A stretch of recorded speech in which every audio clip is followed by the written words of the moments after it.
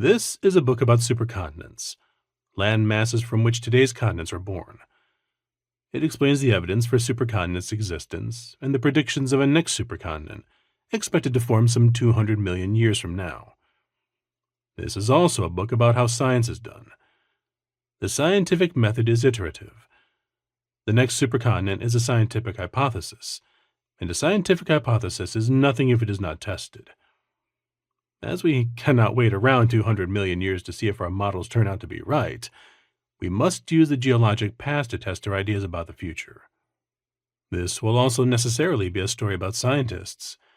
A mentor of mine insists on including pictures of scientists when explaining scientific concepts as a reminder of the people behind the theories. Some scientists are willing to take their hypotheses to the grave, even in the face of dissent. As a German physicist Max Planck is often paraphrased as saying, "Science advances one funeral at a time." Others are willing to accept new evidence while they're still alive, to change their minds and to put their stamp of approval on competing ideas.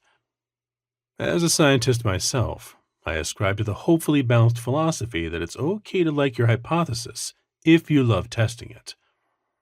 In high school, I loved all the sciences, particularly chemistry and physics, but wasn't so much a fan of the hours of indoor laboratory experiments.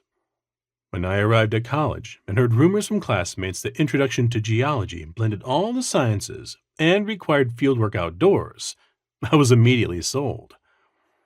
When I showed up to the first field trip donning a fresh pair of Carhartt pants, the centerpiece of the geologist's uniform replete with a loop for holding a rock hammer and a back pocket wide enough for a standard waterproof fieldbook, my professor said I was destined to be a geologist. How right she was. Since that fateful day, I have never wavered from the path of learning more about Earth. I went on to earn my PhD in geology and geophysics at Yale University, did my postdoc at Caltech, was a research fellow in Australia, and am now a professor in Beijing, China, at the Institute of Geology and Geophysics, Chinese Academy of Sciences. Studying the drift of the continents over billions of years, I have conducted fieldwork on every continent except Africa.